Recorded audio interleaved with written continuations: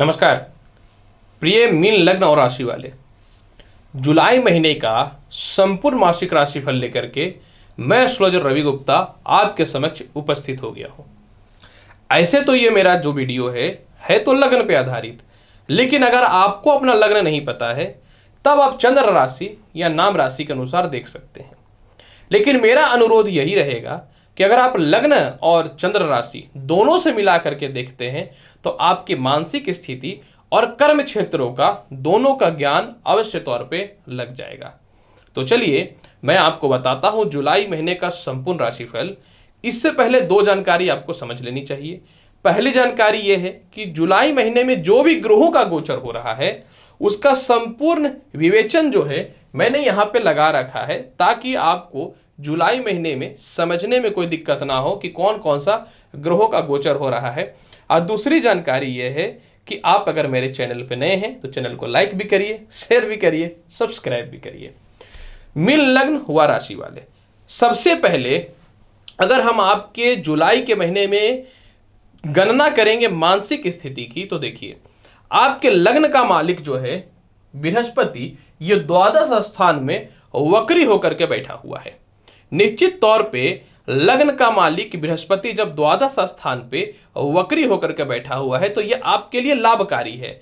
ऐसे तो द्वादश स्थान में कुंभ राशि का बृहस्पति तनाव, अस्थिरता, मानसिक स्थिति को डिस्टर्ब करता है। और इंसान क्योंकि बृहस्पति ज्ञान के कारक हैं तो कुछ बड़े बड़े लोगों का पूर्ण रूपेण सहयोग नहीं मिलता है। लेकिन जब कोई ग्रह वक्री हो जाता है तो वह निश्चित तौर पे उस अवस्था का पूर्ण रूपेण फल नहीं दे पाता है जहां वो जिस राशि और जिस भाव में विराजमान होता है।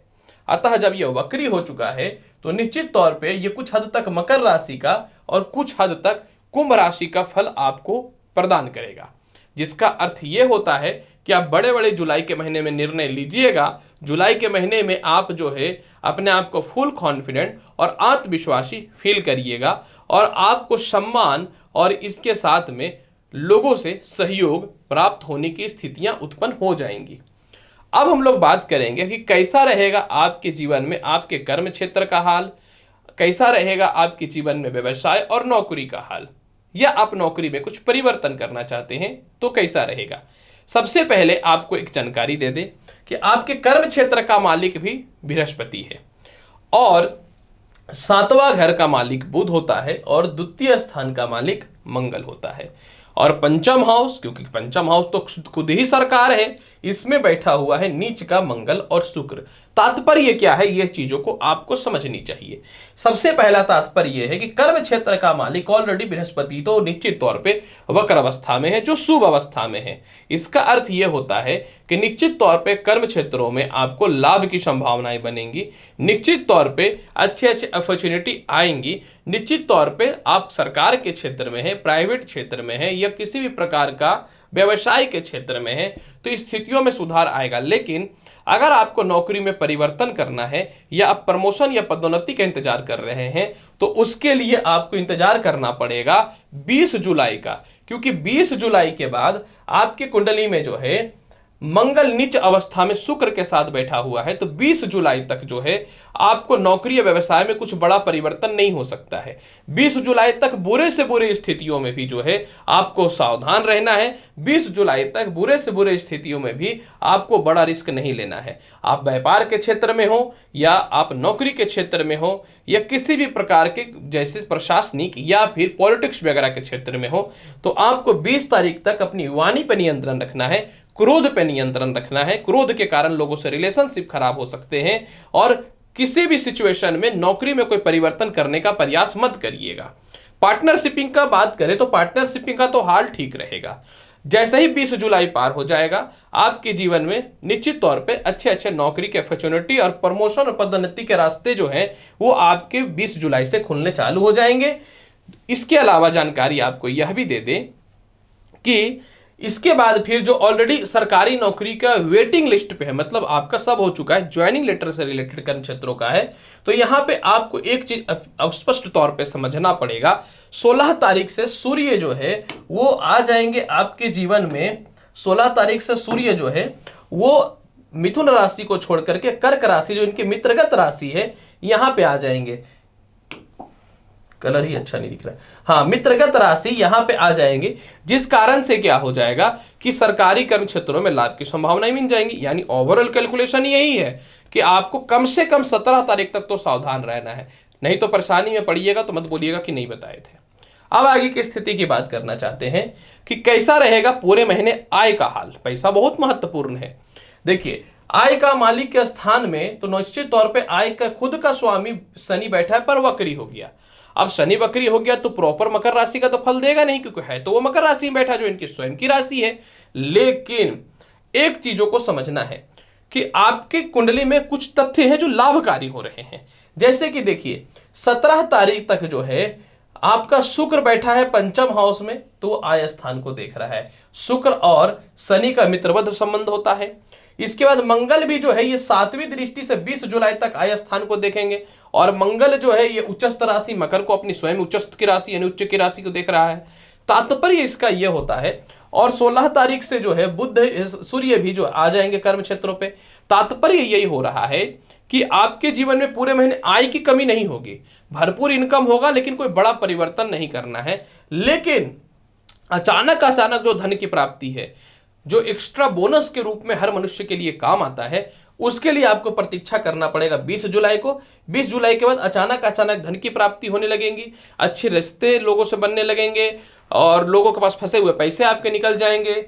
कर्ज की मुक्ति के भी रास्ते इस समय खुलने चालू हो जाएंगे। और साथ में जो है पारिवारिक लोगों का सहयोग या फिर रिश्तेदार वगैरह जो आपने पैसे दे रखा है दान के रूप में, क्योंकि आप तो बहुत बड़े दानी होते हैं, आपको 4 बात को अच्छा से बात कर दे बस आप ही उसी को तो हो गए, और आप तो सुधरने वाले हैं ही नहीं। कहते हैं कि इंसान का नेचर नहीं बदलता, तो कम से कम कुछ तो सुधर जाइए। इसीलिए तो आप लोग को बहुत क्लियर बोलना पड़ता है। तो निश्चित तौर पर आपका जो है 20 तारीख के बाद पैसा निकलना चालू हो जाएगा। जब धन का मालिक और भाग्य का मालिक प्रबल हो जाएगा तो आप चूकिएगा नहीं, बोलने लगिएगा।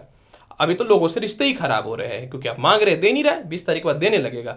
अब आगे की स्थिति की बात करना चाहें तो आपकी कुंडली में निश्चित तौर पे बात करना चाहूंगा कर्ज की। तो निश्चित तौर पे कर्ज की स्थिति की बात तो मैंने कर दिया है कि 20 तारीख से कर्ज के मुक्ति के रास्ते खुलने चालू हो जाएंगे। विदेश यात्रा का स्वामी भी मंगल ही है, विदेश जाने का भी मालिक आपकी कुंडली में निश्चित तौर पे कौन है, तो आपकी कुंडली में बृहस्पति है फिलहाल, और अधिपति शनि है। अब यहां पे देखना है कि मंगल नीच के हो गए, ये 20 तारीख को सिंह राशि में आएंगे। छठे घर में मंगल कारक फल देने वाले होते हैं। तो निश्चित तौर पे 20 तारीख के बाद मंगल जो है आपके जीवन में विदेश यात्रा दे देगा, प्रमोशन पदोन्नति के रास्तों को भी खोल देगा, विदेशों में एक्सपोर्ट इंपोर्ट का योग भी बना देगा, और कर्ज की मुक्ति तो कराना चालू ही कर देगा। निश्चित तौर पे जब मंगल भाग्य का मालिक मित्रगत राशि में आएंगे, मित्रगत लग्न में आएंगे, तो निश्चित तौर पे ये कर्म क्षेत्र को विदेश भाव को देखना चालू कर देगा, जो लाभकारी रहने वाला है।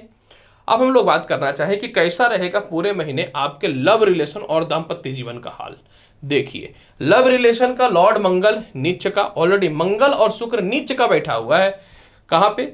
शुक्र नीच के नहीं है, मंगल नीच का शुक्र के साथ बैठा हुआ है, और मंगल और शुक्र की युति ठीक नहीं होती है। दोनों का एक दूसरे के प्रति जो है शत्रुगत संबंध होता है, और ये शत्रुगत संबंध परेशान आपको करता है। तो निश्चित तौर पे 17 तारीख तक जो है लव रिलेशन में डिस्टर्बेंस रहेगा। 20 तारीख भी बोल सकते हैं, क्योंकि मंगल तो 20 तारीख तक है कर्क राशि में, नीच का है मंगल। तो 20 तारीख तक थोड़ा लव रिलेशन में प्रॉब्लम क्रिएट रहेगा, मानसिक अस्थिरता तनाव की स्थितियां देखने को मिलेंगी। और इसके अलावा जो है निश्चित तौर पे पारिवारिक लोगों से तालमेल भी आपका 20 तारीख तक ठीक नहीं रहेगा। 20 तारीख के बाद फिर जो है पारिवारिक तालमेल अच्छे हो जाएंगे। 20 तारीख के बाद विवाह के लिए अच्छे अच्छे रिश्ते आने चालू हो जाएंगे।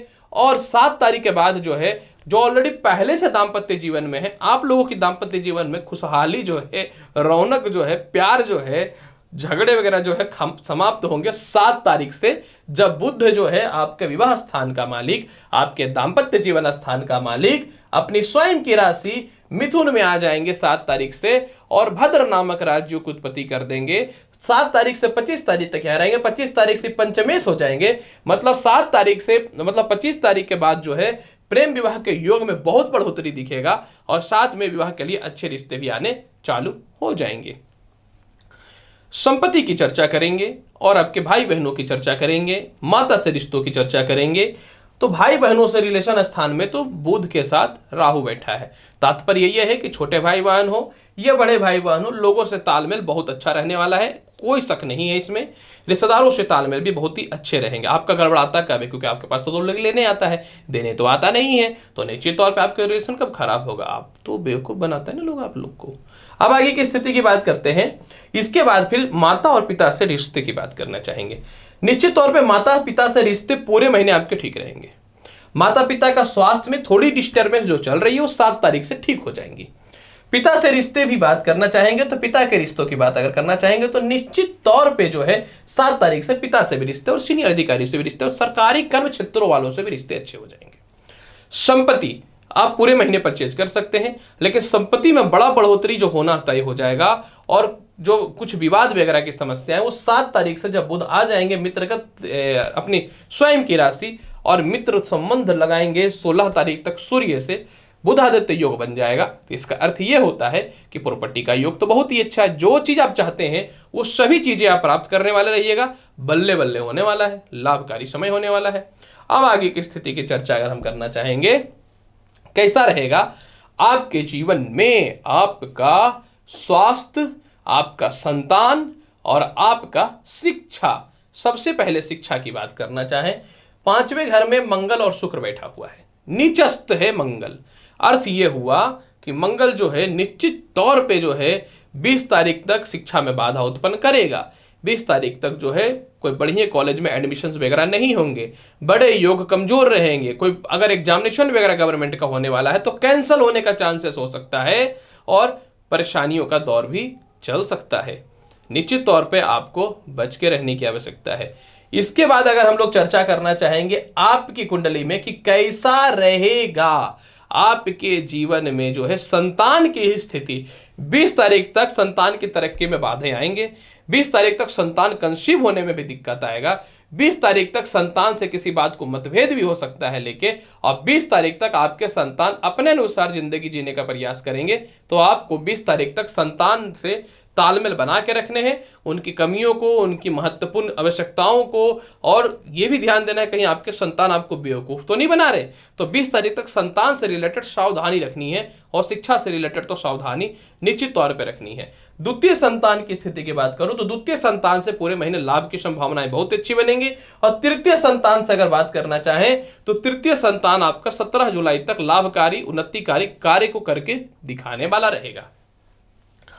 स्वास्थ्य की स्थिति की बात करना चाहें तो देखिए मंगल जो है माफ करेंगे मंगल जो है ये शुक्र के साथ बैठा हुआ है, यानी 17 तारीख तक जो है हेल्थ इशू दिखेगा। और देखिए 17 तारीख के बाद शुक्र जब आ जाएंगे षष्ठ घर में तो निश्चित तौर पे आपको थोड़े से पैरों में कष्ट की समस्याएं और इसके अलावा जो है टॉन्सिल की समस्याएं दिखेंगी।